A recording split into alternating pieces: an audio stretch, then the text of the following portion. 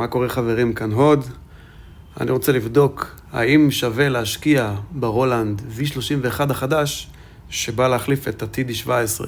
אז נשאלת השאלה האם שווה לשדרג, כדאי, לא כדאי. אני באופן אישי החלטתי להחליף את ה-TD17 שהיה לי בסטודיו ל-V31 החדש. אז האם עוד עשה החלטה נכונה? בואו נגלה.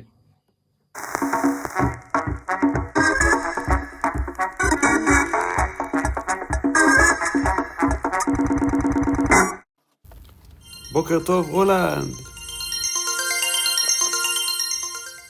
אז כפי שאתם אולי כבר יודעים, כל כמה שנים רולנד מעדכנים את כל הסדרות של המוצרים שלהם. זה קורה לפחות ממתי שאני עוקב, כל איזה 5-6 שנים. היות ורולנד זאת החברה המובילה וגם הגדולה בעולם לתופים אלקטרונים, כשהם מוציאים סדרה חדשה זאת בדרך כלל בשורה די משמעותית שכוללת הרבה חידושים. בשתי מילים על הדגמים הקודמים, ה-17 יצא ב-2018, אפשר לקרוא לו הרמה הבסיסית יותר, למרות שעבור חברות אחרות הוא נמצא הרבה מעל הרמה הבסיסית, גם במחיר כמובן. 27 יצא שנתיים אחריו, כלל סאונד ברמה הרבה יותר גבוהה, את הרייד הסנר וההייט הדיגיטליים, וכמובן ה-TD50, שזה ספינת הדגל של רולנד שיצא קצת לפני שניהם. אז בסיבוב הקודם אני קניתי את ה-TD17 שיהיה בסטודיו, ועכשיו החלטתי להחליף אותו ב-V31 החדש. בסרטון הזה אני מתייחס רק למודולים, כי זה מה שמעניין אותי ופחות הטופים והפדים עצמם. אז אם זה מה שמעניין אתכם, יש המון סרטונים על זה ברשת.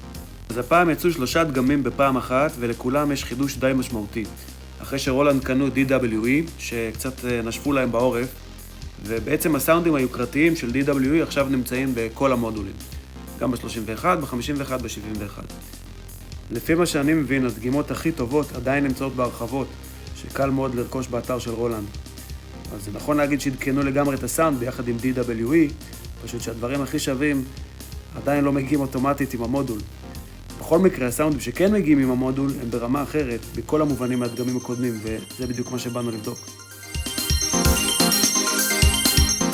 המודול עצמו כולל כל מה שהייתם מצפים, אפשר לייבא אליו דגימות שלכם, כמו שאני עושה, אפשר לחבר אותו למחשב עם USB ולהשתמש ב-VST, הוא שולח מידי, וחידוש חשוב, מקבל גם כניסה אחת של טריגר דיגיטלי. חוץ מזה, ה-V31 שהוא כביכול דגם בסיסי, מתחבר עם צמא, וחוץ ממנה יש עוד 2 כניסות לטריגרים.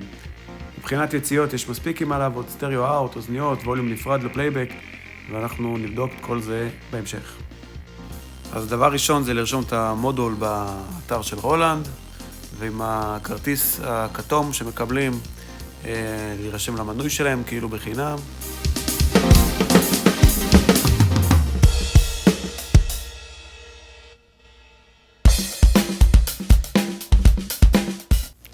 אז תראו, אני באמת לא יודע מי אוהב את הסאונדים הכאילו מומלצים של רולנד שנפתחים על הוואן.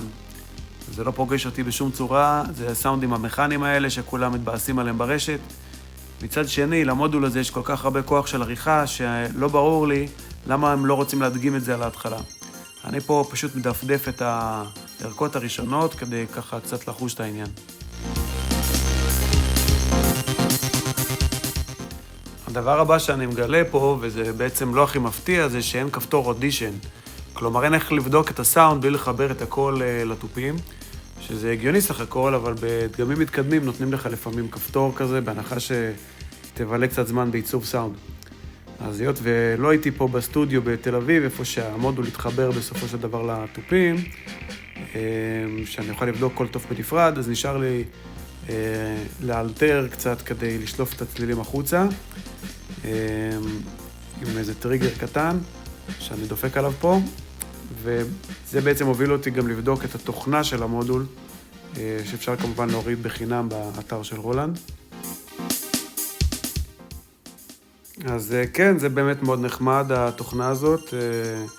מאוד שימושי אם אתם מתכננים לא לנגן על הטופים אף פעם, ולתכנת איזה מונסטר מודול בשביל מישהו בהתכתבות, בלי לעשות את זה על המודול משום מה. אבל באמת אפשר לראות כאן כמה פאקינג יכולות יש לדבר הזה, וכאילו זה הדגם בסיס בכלל. אז כאן אני עושה מין סקירה כזאת, לא אכנס לזה כרגע, אבל מן הסתם כל מה שאפשר לעשות על המודול אפשר גם לעשות על המחשב. רק צריך לחבר את המודול ב-USB. על הדרך השתמשתי בזה כדי כבר לעדכן את הגרסה שלו שכבר יצא. כן, אתם יכולים לדפדף, אפשר לשמור את הערכות שלכם והכל, לעשות אודישן לסאונד.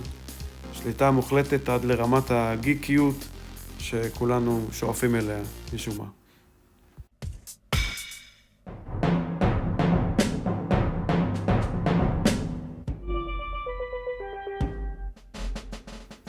אז בואו נחזור לסאונד שלשם כך התכנסנו הרי. אז באמת כמו כל מודול בהיסטוריה של רולנד, הוא מגיע עם ערימה של בנקים באמת מיותרים, שאני לא מכיר מישהו שאי פעם משתמש בהם בסט אלקטרוני לפחות, אבל זה מין סטנדרט כזה שכולל מוזיקת עולם, וכמובן ה-808 המפורסם וחבריו.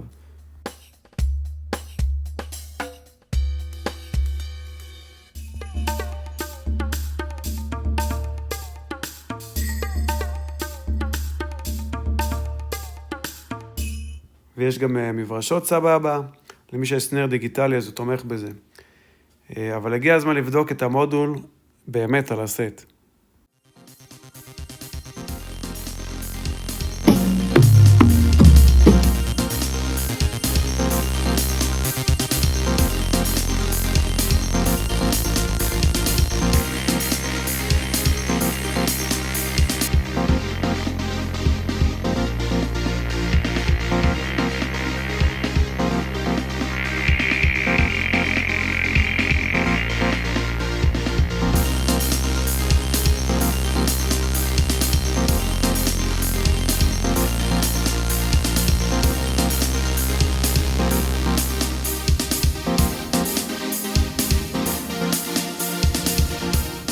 אז כמה מחשבות לסכם לגבי המודול V31 מהסדרות החדשות של רולנד. בעיניי יכולות מאוד מאוד מרשימות. לקח לי קצת זמן ללמוד אותו, אבל בגלל שיש לו יכולות מאוד מאוד גבוהות. מה-Easy Edit יכול להיכנס מהר ולערוך את הצלילים, ולתוך המניו שלו שבאמת עריכות מאוד מאוד מתקדמות. כל תוף אני יכול לעשות לפחות 3 שכבות שונות שנפתחות אחת אחרי השנייה, זה נקרא layer. צריך לדעת להתעסק עם זה. כרגיל אצל רולנד הסאונדים שבאים בתוך הקופסה הם מכוונים לא לאוזן שלי ולא לאוזן של הרבה אנשים שאוהבים סאונד אלקטרוני, זה אלקטרוני הרי, אבל שנשמע אקוסטי. הסאונדים של רולנד, אם אני עכשיו אדפדף רגע לסאונד שעליו נפתח המודול, שנקרא סטודיו A. סאונד יחסית מכני, זה מיועד למי שרוצה להרגיש את הטופים בועטים, חודר דרך המיקס, נשמע מאוד מעובד, זאת אומרת כמו רוק אצטדיונים כזה. משהו מהסוג הזה. זה לא מדבר אליי וזה נשמע מעובד מדי, ובשורה התחתונה והכי חשוב, זה לא נשמע ריאליסטי. ואנחנו רוצים להרגיש שהכלי שאנחנו מנגנים עליו הוא ריאליסטי. אז הדבר הראשון שאני עשיתי עם המודול היה להיכנס להגדרות ולהבין איפה אני יכול לעצב סאונדים משלי, וגנבתי, לא גנבתי אלא העברתי צלילים מפה לשם, ויצרתי סט שלי, מה שנקרא user kit או user set. קוראים להם הוד 1, הוד 2, הוד 3, לסטים שהצבתי. יש למודול יכולת מאוד מאוד גבוהה לקחת סאונדים, לבנות להם שכבות, לשים אותם אחד על השני, כל אחד נפתח בהתאם לעוצמת המכה שלכם, ואפשר לעשות את זה לכל פד. ואני הבאתי לתוך המודול גם סאונדים משלי, שהקלטתי קיט אקוסטי אמיתי שאני מנגן עליו בבית ספר תלמה ילין, ושם הקלטתי ממש ככה, שמתי את המיקרופון במקומות מוזרים שיקלוט הרבה את הרשרוש של הסנר, מזוויות של הטמטמים. אני עכשיו כבר יודע לדפדף פה די מהר, אחרי שלמדתי אותו במשך שבוע. כן, הנה הסאונד שלי, נמצא פה. לא יודע אם אתם שומעים את זה בסך הכל אפשרויות עריכה מאוד מאוד מתקדמות. צריך קצת ללמוד לשחק עם זה. אני באופן אישי מאוד מאוד נהנה מהעריכות האלה. והדבר האחרון שעשיתי, לפני כמה ימים, נכנסתי באמת יש פה כפתור גדול שהם דאגו שנראה אותו, שכתוב expansion, הרחבות, הם דאגו שנוכל ללחוץ עליו בקלות, שזה באמת מוביל אותנו לרולנד קלאוד, לענן של רולנד, ושם אפשר לעשות מנוי בחינם לא זוכר כמה זמן זה, חודשיים או 3, ואחר כך כמובן להמשיך בתשלום. אפשר לרכוש ערכות. אז אני באמת חיפשתי ודפדפתי טוב מאוד, וקניתי ערכה אחת, שמה שלדעתי מאוד חסר בסאונדים של רולנד, זה נקרא סלינגרלנד, סט של סלינגרלנד 1958. שיהיה לי סט אחד שאני יכול לשחק איתו, אני לא הולך לעשות את המנוי הזה של רולנד, אין שום סיבה, מספיק לי הסאונדים שיש במודול והסאונד אקספנשן האחד הזה שקניתי. הקופסה הזאת היא מאוד מאוד מסוגלת, יש לה הרבה מאוד יכולות, אפשר לחבר לכאן את הפד הדיגיטלי של רולנד, יש אומנם ל-V31 שהוא המחליף של ה-17, הגרסה הזולה ביותר, אם אפשר לקרוא לזה ככה.